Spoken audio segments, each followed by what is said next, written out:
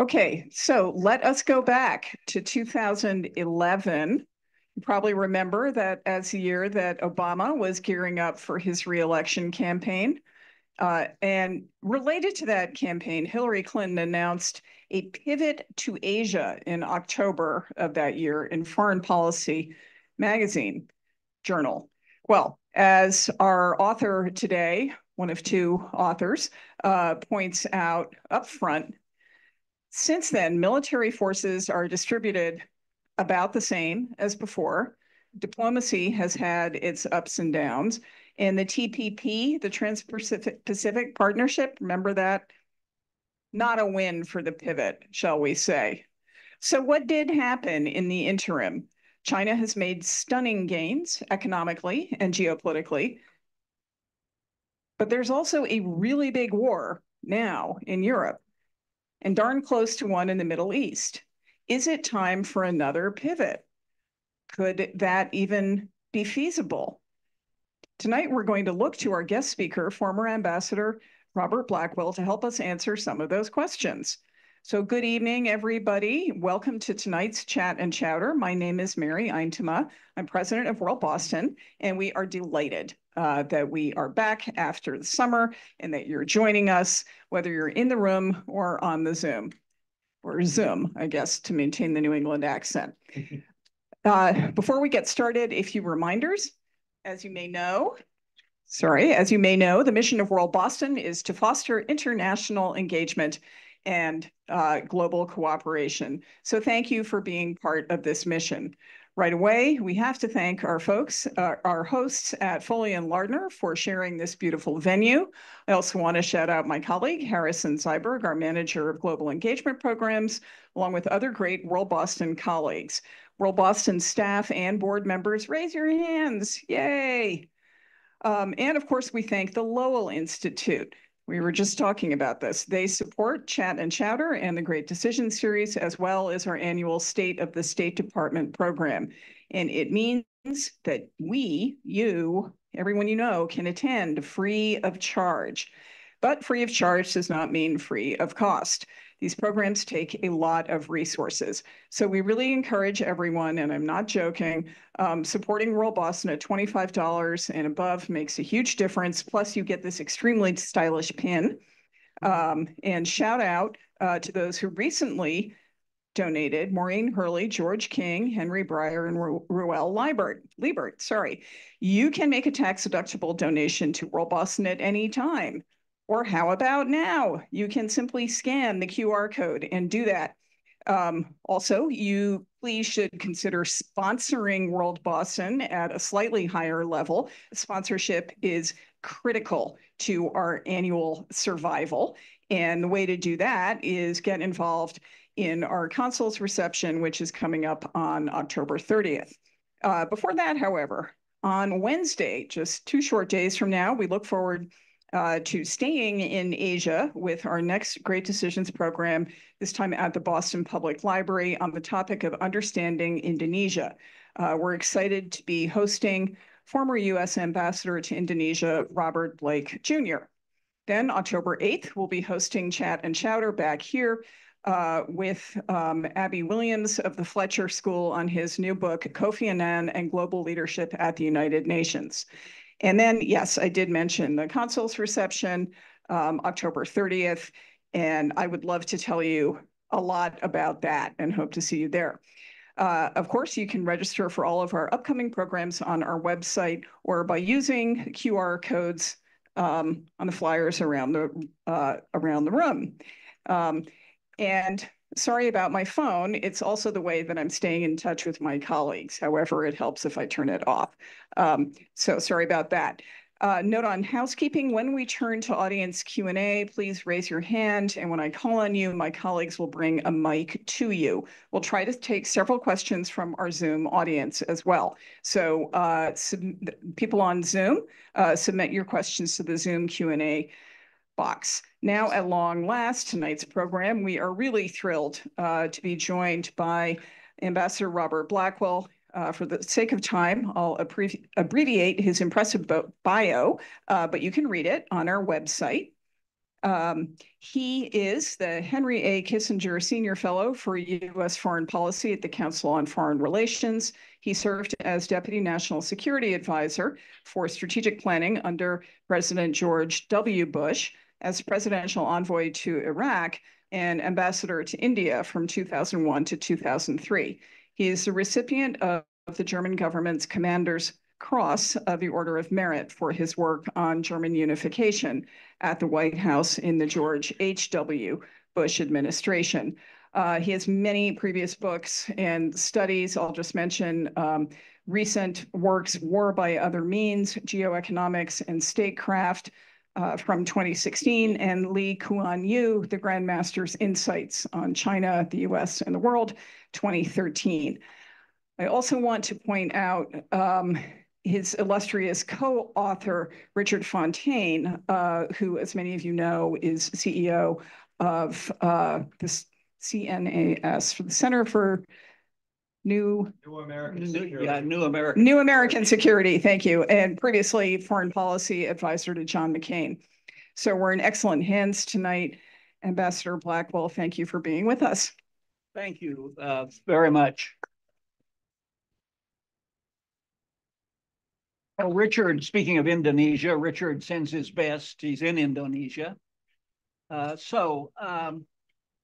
Richard Neustadt, the late great Richard Neustadt, used to say, the best way to deal with an audience is to tell them what you're going to tell them, then tell them, and then tell them what you told them.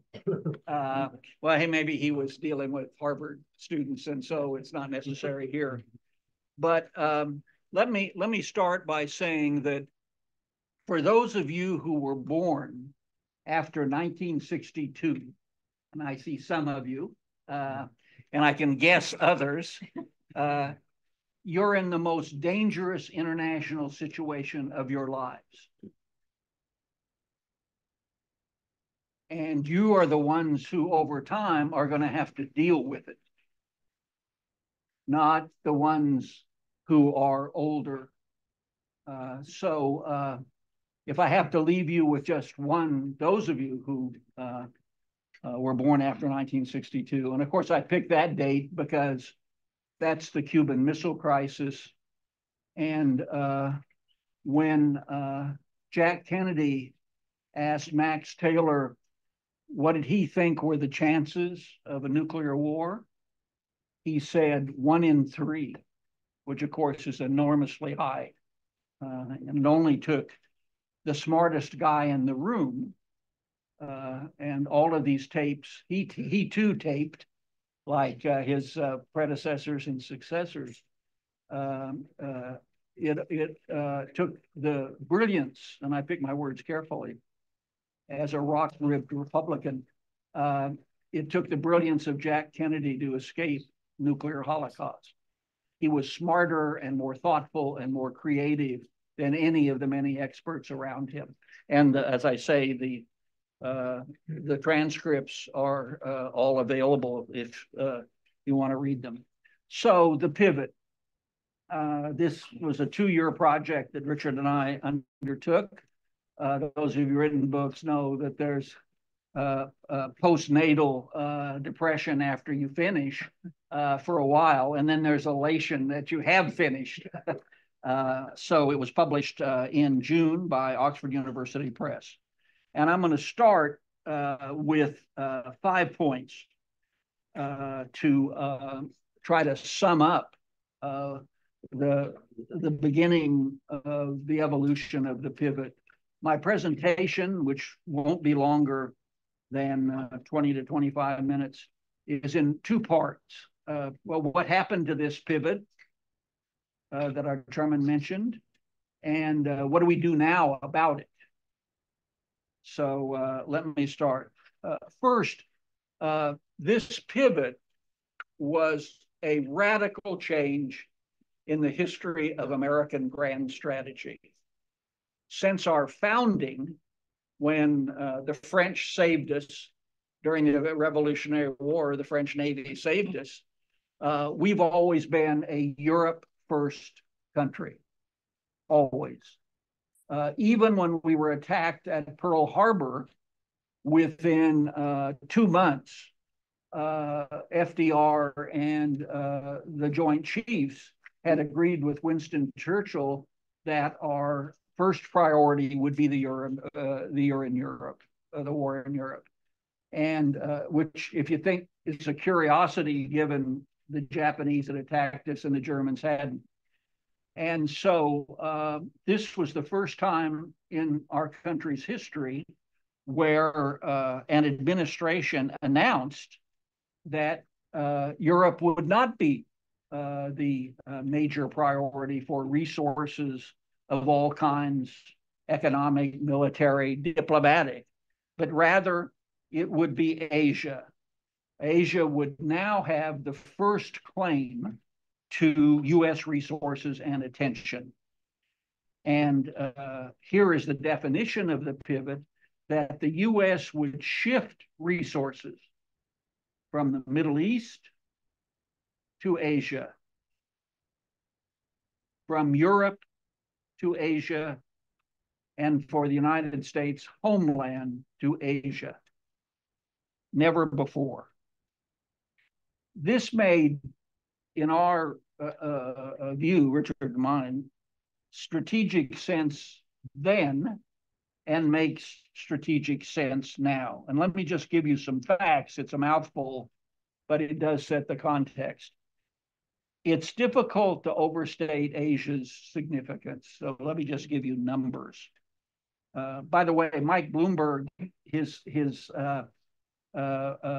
philanthropy organization has a mantra, which is, in God we trust, everybody else bring data. So this is based on data. There are 1,000 footnotes in the book based on data. So Asia, the home of 60% of the world's population, 3 of 5 of the world's largest national economies, 40% of the global GDP, 2/3 of the world's economic growth, 41% of international exports, 37% of global imports, half of the world's active military personnel, 6 of the 10 biggest armies in the world, 4 of the 10 highest defense budgets, 5 of the 9 nuclear weapon states, and 6 of the major carbon emitters.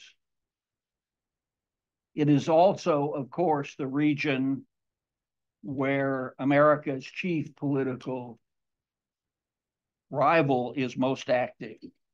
So the Obama administration was right when it declared the pivot to Asia in the fall of 2011. But there was no consultation with our allies and friends around the world. So when Foreign Policy, the magazine, printed it, it was hit the wires, and it was brand new news to everyone. And of course, it alarmed all of our allies and friends. The Europeans, of course, worried that this would weaken the U.S. contribution to defense of Europe, Article 5 and all of that. In the Middle East, it propelled forward an already existing belief, even conviction, that the Americans were going home from the Middle East. In the Indo-Pacific, they worried that we were going to try to force them, the nations of Asia, to choose between the United States and China. So it alarmed just about everyone. The ambassadors in Washington did what they do for a living. They flooded in to the State Department and the Pentagon and the White House and said, well, we read those 5,000 words, but we have questions. The most prominent one is, well, if Asia is number 1, who's number 2? And why? And who's number 3? Are we 2 or 3 or 5 or 7? And they got no answer. No matter how hard they asked, everything the Obama administration and Hillary Clinton had to say about the pivot was in the article. There were no implementation plans, none. So the Europeans were left with speculation about what this might mean because they got no clear answer. However, and this is the second point in the introduction I want to make, this revolution never happened. Never happened. A careful examination of the evidence demonstrates that at the end of the decade of the 2010s, there was no pivot from the resources of Europe to Asia. There was no pivot from the resources of Europe to Asia, and there was no pivot from the United States to Asia. Of course, there was usual diplomatic activity. Didn't mean that we were completely disengaged with Asia, but there was no pivot. And so that brings me to the third point. We thought a lot about how we should characterize the rise of Chinese power in the 2010s. And we decided, and we used the word in the book, it is astonishing. It is astonishing.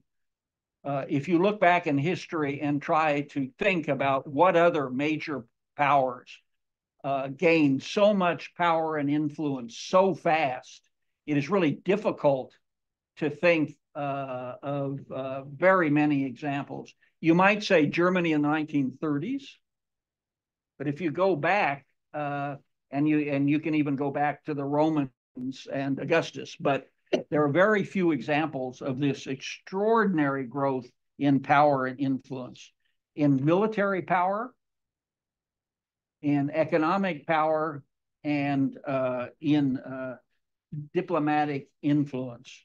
So much so that the United States' position in the Indo-Pacific today is substantially weaker than it was when Hillary Clinton published that article.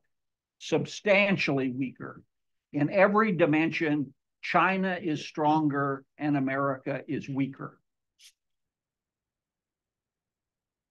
So that's the situation which prevailed when President Biden took office. Now, we say, and this is the fourth point, that this lost decade, thus the decade in which the United States did not respond to Chinese power and influence and its astonishing growth, is one of the three most serious, three most critical U.S. foreign policy failures since the end of World War II. Suggest that. Along with Lyndon Johnson's decision in 1965 to escalate in Vietnam. At least half the audience will remember that. And the 2003 invasion of Iraq by George W. Bush. But this lost decade is perhaps even more strategically important than either one of those. So why then didn't the pivot succeed? And I'm just going to do this telegraphically because I really want to hear your questions more than I hear myself talk. First, throughout the 2010s, even before that, Washington, both parties, underestimated the China challenge. They kept hoping, despite increasing evidence to the contrary, that China could be integrated into the international system.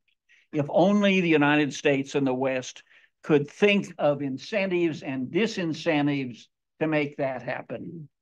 And it was only in 2018 near the end of the lost decade that finally Donald Trump's administration published the first strategic document, which said China is a major power which seeks to compete and undo world order as defined by the United States, 2018. The evidence was, if one looks at it carefully, apparent at least 5 years before that, at least 5 years. So it was self-delusion on the part of successive administrations. Steve Hadley, the very able national security advisor to George W. Bush, great American public servant, says in public that they misunderstood Xi Jinping. And they did not realize that he intended to transform completely China's role in the world at the expense of the United States. So, reason number one. Number two was that the pivot assumed a quiescent period in the Middle East and in Europe. And we know neither one of those happened. Hillary Clinton's article says the pivot is largely based on the American withdrawal from Afghanistan and Iraq. Well, of course, we stayed in Afghanistan 10 years later.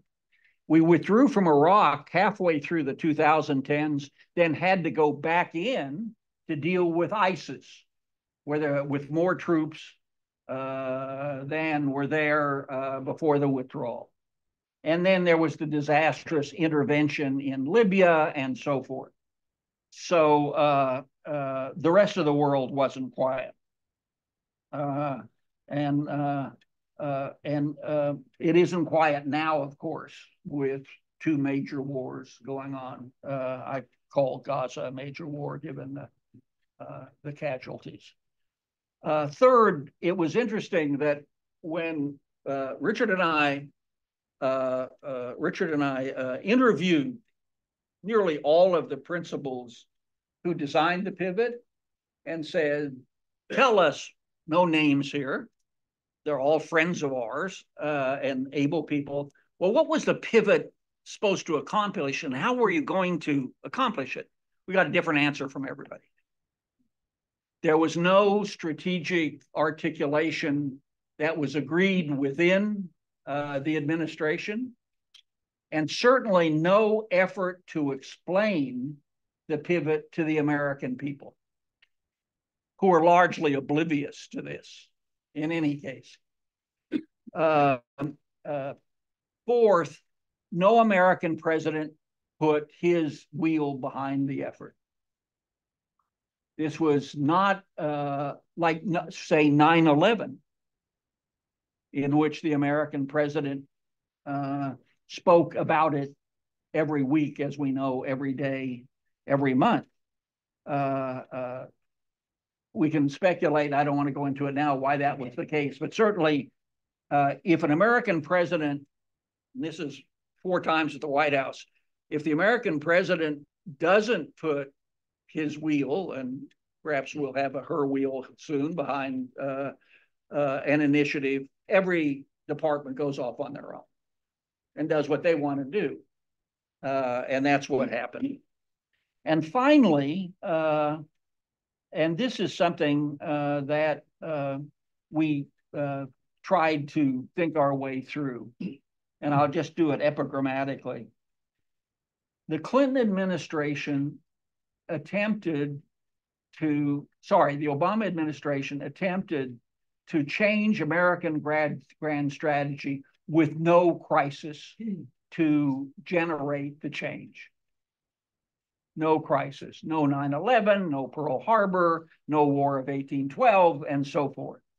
And it does raise the question of whether America has to have a catastrophe in order to change its grand strategy. And whether America will have to have such a catastrophe, say in the Taiwan Straits, before it changes its strategy. So that's where we are now. Well, what should we do now? And I'll just rattle off our policy prescriptions. And I'm just going to do them essentially a sentence at a time so we can have time for a discussion. First, what to do? Well, the Obama administration did, as I said, nothing to further the pivot. When President Biden took office, he began to try to strengthen the U.S. position in Asia and made some progress. They strengthened the alliances. They began to pivot at least some resources from especially the American homeland to Asia. They intensified diplomacy. So that was all to the good. It was a start, but it was a de minimis start. So what to do instead? First, continue those alliances. Second, we have no economic policy toward Asia today. No economic policy toward Asia. And for most Asian countries, that is the coin of the realm. So, and why is that? It's because of our economic nationalism, which is now endorsed essentially by both sides of the aisle. But what that means is that there are two major international economic organizations in Asia. China leads one and has applied to the other, and the United States is in neither. So we have no trade policy. And that was the center, as the chairman said, the Trans-Pacific Partnership was the center of the pivot. It didn't happen for domestic political reasons, and now we have no trade policy toward Asia whatsoever. Our prescription is probably delusional, given American domestic politics, but it is at least safe for digital commerce. Maybe we can begin at the margin to try to have some policy toward Asia, economic policy toward Asia, but it's not obvious how we do it. Third, and this will be painful, we need to raise the defense budget substantially. In terms of GDP, it's the lowest since the Second World War. It's the lowest since the Second World War. And we have the possibility of wars with 4 different countries, right? China, Iran, North Korea, and Russia, all. And we do not have a military that can handle 2 contingencies. Not 2. And to imagine that if there's a war in the Taiwan Straits, Russia is going to remain quiet, Iran is going to remain quiet, North Korea is going to remain quiet rather than try to take advantage of it. Well, how do we do that? And there's really only one answer beyond fantasy. We have to raise taxes. Well, what politician will say that? The last one to say it, and again, some of you are too young to remember this or know this. Last presidential candidate who said that was Walter Mondale. Remember how many states he won? You can look it up. Then we need to pivot the forces, naval and air forces from the Middle East and from Europe to Asia. We argue in the book that presence doesn't matter to our friends as much as competence and performance. We have just as many facilities in the Middle East as we had in 2011, and our reputation is dramatically lower. And it's not because of presence, it's because of our incompetence in our policies in the Middle East. And the book goes into great detail in that regard. And then next, and we're almost at the end, we need to involve our allies in China policy, because especially on the technology side, we can't succeed in depriving China of high technology without the participation and agreement of our allies. And America doesn't do consultation very well. We tend to fight our big battles inside our administrations and then announce what we're going to do. We are probably weaker on consultation than any other country in the West. So we need, and the European Union is particularly important because they establish the rules. They're a major player in establishing the rules of international commerce. So we have to go against our instincts. And this may seem counterintuitive, we need to intensify our diplomacy with China. And if you read the newspapers, you all do in one way or another, I'm deeply disturbed. There's beginning to be a casualness about the topic of war with China, And so let me say this as I near the finish line. A U.S. war with China over any reason, the Taiwan Straits and beyond, would be a global catastrophe. A global catastrophe. It's likely the global economy in the first 6 months would diminish by 10%, but that's just the beginning. And it will also be a catastrophe because the unclassified war games have been conducted, 17 of them that are in the public domain. And in a war between the United States and China over the Taiwan Straits, China wins 16 out of 17 times. So it would be a global catastrophe. And what's going to avoid that?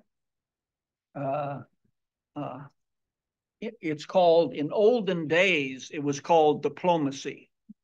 It's now pretty much like an Etruscan shard, but in olden days, it was called diplomacy. And so I was very gratified that Jake Sullivan, the National Security Advisor, was in China a week and a half ago for 3 days with Wang Yi, the Chinese foreign minister, National Security Advisor, has both jobs, and he saw Xi Jinping. But we're on a downward path with the Chinese, and it gets more dangerous every day. It gets made more dangerous every day. And we are not going to solve this problem in some grand bargain or other. We are going to be in strategic competition with China for the rest of most of our lives. But we have to try to manage that dangerous situation. There's no victory possible. China is not, with its 1.15 billion people, going to go away. It's going to be an enormously important and powerful country in the world. The question for us instead is, do we continue to lose ground? And that leads to my last comment. Winston Churchill once said, paraphrasing, that the United States always responds to international crises very late, but not too late. Will that be true with this crisis and competition with China?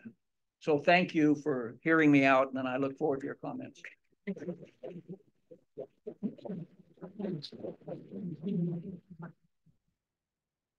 Okay, so we do have time for a few questions, and we're going to wrap up questions at 7:15 so that we can buy some books. So a reminder that questions at World Boston end in a question mark. And love to see particularly our students and newcomers ask questions, but love to see all of your questions. So let's see. And also wait for the mic to come around. I thought I saw somebody over there. Yes. All right. We'll start with you and go from there.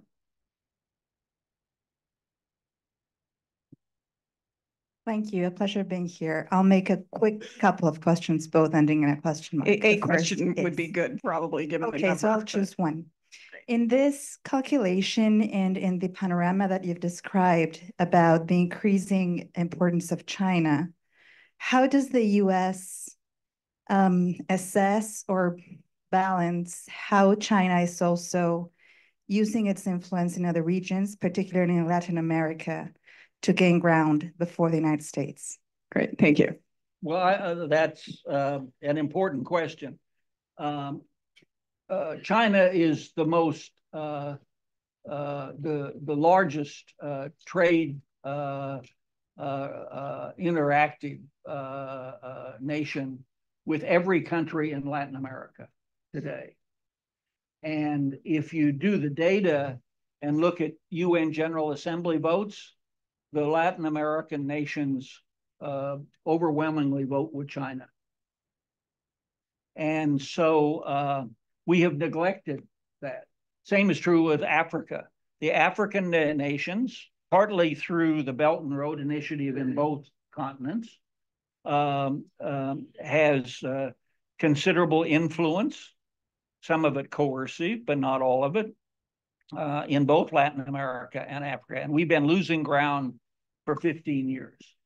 And if you look, it's sobering. And my grandfather on the farm used to say, when nobody agrees with you, it's just possible you're wrong.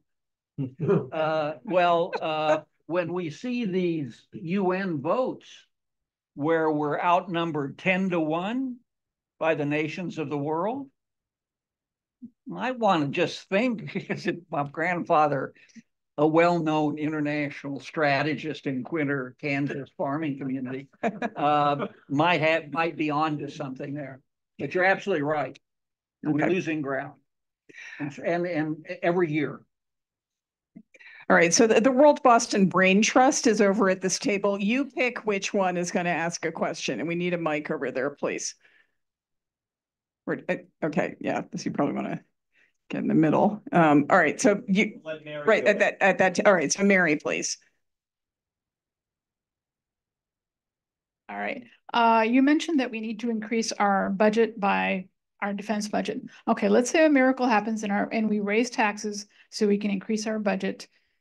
How are we going to man all these new ships and tanks and airplanes? Right now, we're having an incredible amount of difficulty recruiting enough people for the current service needs. Okay. The last time we tried this, it was a 600 ship Navy and for John Lehman, and he couldn't get that many.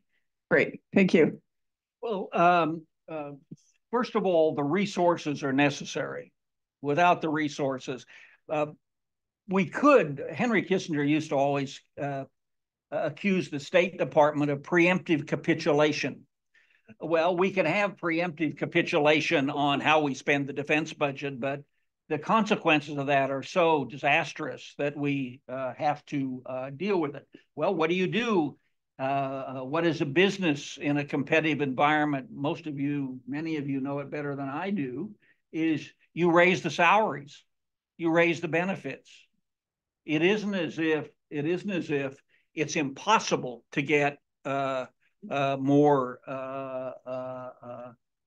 larger defense force. But obviously from the question, it's also the issue of, well, what kind of weapons do we buy? And we tend to buy legacy systems and not high technology. and we're going to waste some of the money for sure. We can't avoid that. But if we stay at our current defense budget, we're going to slip further and further behind. And then what? And George Shultz once said that without a plausible use of force, diplomacy is simply a meaningless shadow. He's right. One of the more sensible leaders in America in the last 50 years. Okay, thank you. I know Val had a question, and then we'll come up to Abigail here. Right there. Right there. Yeah.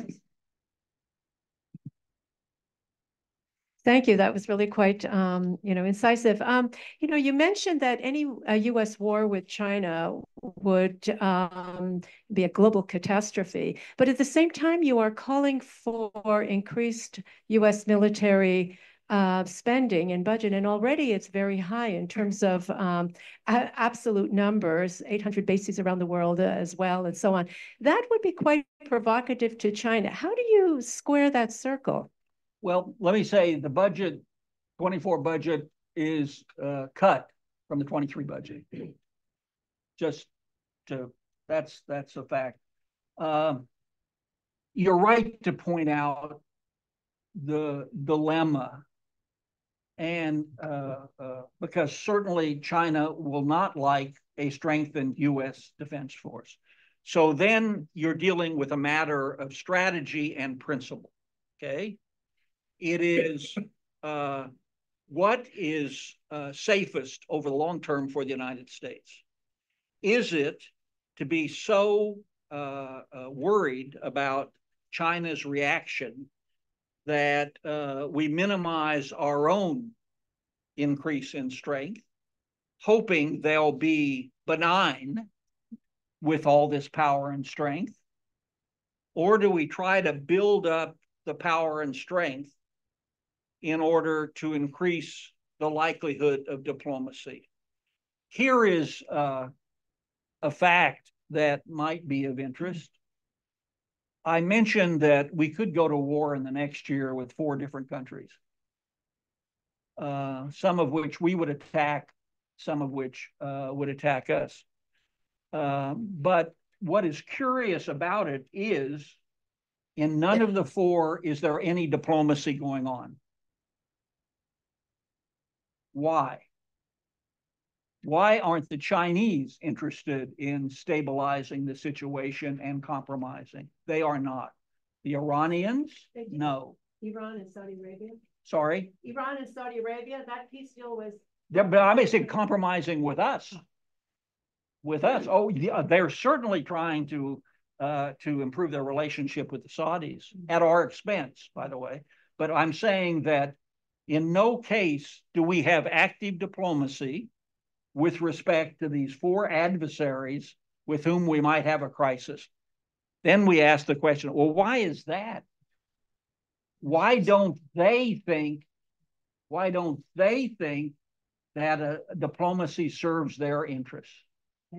And I believe the answer is, people can answer it differently, they don't think so because they think that they pay too little price for their aggressive activities, whether it's off the coast of the Philippines, it's through the proxies and 30,000 missiles in Hezbollah, it's with North Korea perhaps about to test another nuclear weapon.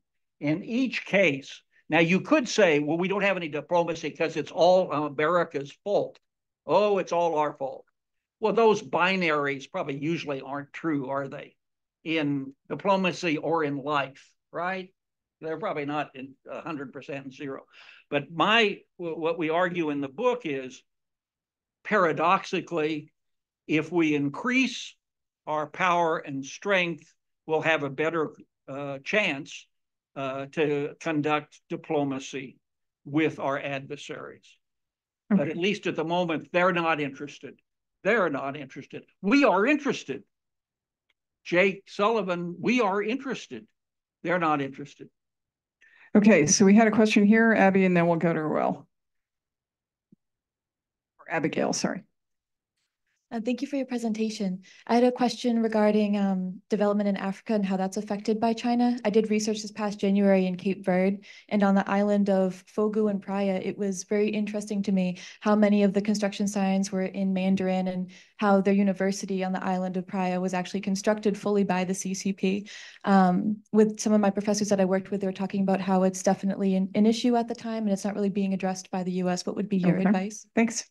Well, I think it's important with respect to the Chinese assistance both in Africa and in Latin America, the Belt and Road, not to see it entirely negative, because they've built infrastructure in Africa. They also just amusingly tend to build soccer stadiums near the home village of the president of the country. They do. They're canny in that regard. But they are becoming, these countries, more and more dependent on loans from China. Now, that makes the Chinese unpopular in some places, but you're absolutely right. Chinese influence is everywhere in Africa, and it's not just, and I'll finish with it, it's not just economic assistance. Alarmingly, China is transferring its all-out monitoring of the citizens of these countries to the countries. So they are helping African countries install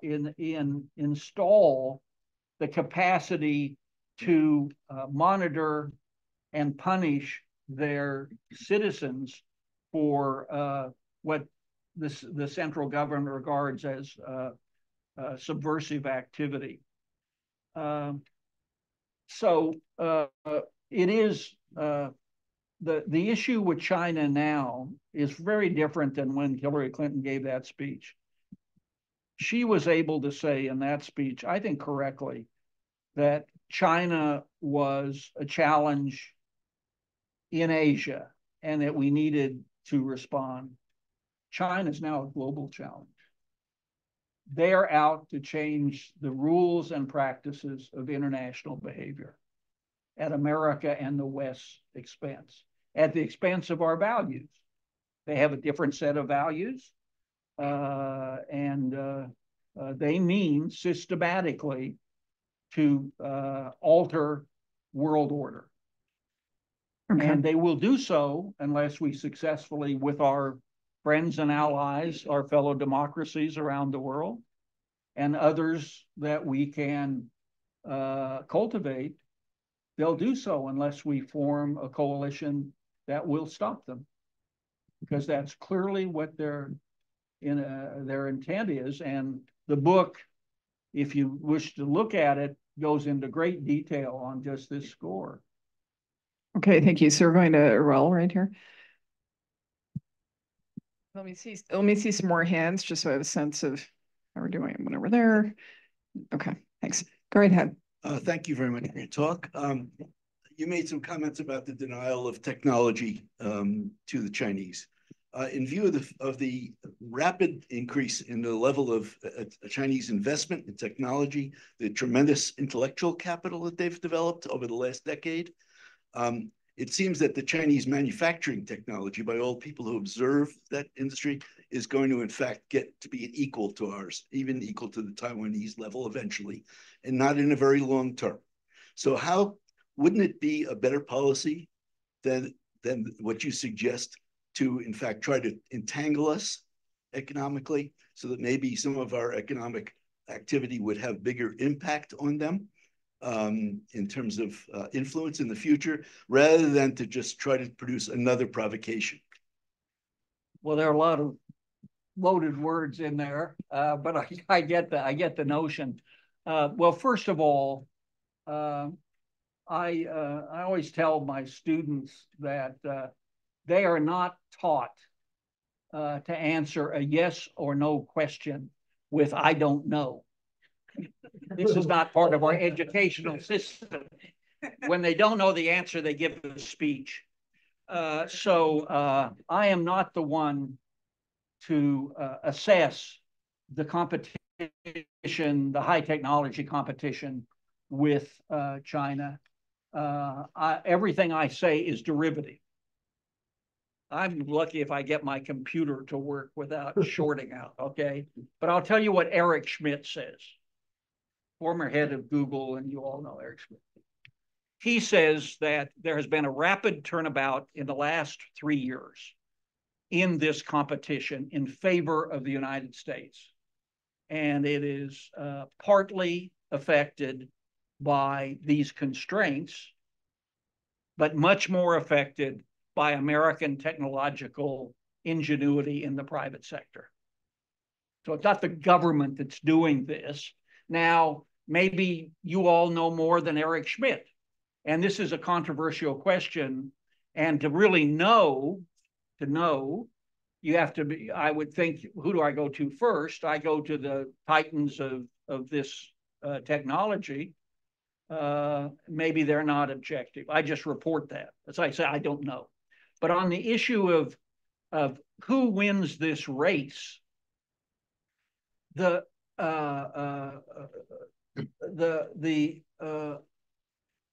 artificial intelligence capacity as it develops, is going to affect every dimension of this strategic competition, beginning with the military competition. And it's going to, this is not a new thought, it's going to transform the military competition. And the country that has the most AI applications to the battlefield is going to have an enormous advantage over the one that doesn't. And the idea that the Chinese are going to hold back, who thinks that? Henry Kissinger, my beloved mentor, last year in the summer agreed with Xi Jinping to launch a US-China AI conversation. And he was explicit in excluding the military dimensions of AI because he said there'll never be an agreement about that, because both sides are going to seek advantage. Can we somehow nurture them into more benign behavior? I am very pessimistic. There now is a government-to-government AI discussion going on, meets every 6 months or something, but I don't think there's anything there. But you raise, I'll finish with it, you raise the central question, and the very nature of my epigrammatic presentation reminds me of what Oscar Wilde once said at Oxford. He gave a 3-hour speech and then said, "I've told you more than I know."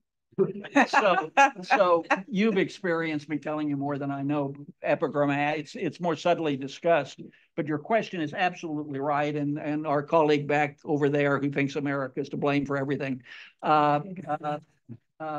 she asked the same question, which is the question: how do we avoid a war with China? How do we avoid a war with Iran? And so forth. That's the strategic debate we need to have publicly. We're not going to have it this year because this year can be divided by 4. And so we're not going to have it this year.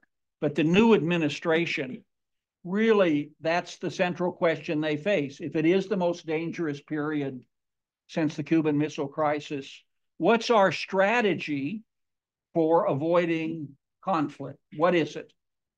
And is it American primacy, as some people argue? Is it a more beneficent view of China and trying to understand their more, the argument would go, benign objectives and so forth? But that's the international issue that faces our country. It's not the Gaza Strip. It's not the tragedy in the Gaza Strip. That is going to get resolved some way or other in the next year or so. I don't know. I don't expect it to be very soon. and one can argue both sides of whether there should be a ceasefire. But it is, how do we manage our relationships with our adversaries, as I've described, but also with our allies? We can't compete with China successfully by ourselves. And if the next administration wants to declare war on our allies, we're lost. We're lost. So both are equally important, and both are very complex, and both will be hard to manage. We have, I would say, we don't have a great record of exquisite foreign policy, if I may put it mildly. We're just not built for sustained foreign policy excellence. We're not. But boy, do we require it in the next administration and the one after that. Do we ever require? And then we should debate it out. Debate it out. That's why we have elections. Debate it out. All right. And on that charge, we'll consider that to be a charge to the room, to the participants. Please join me in thanking Ambassador Robert Blackwell.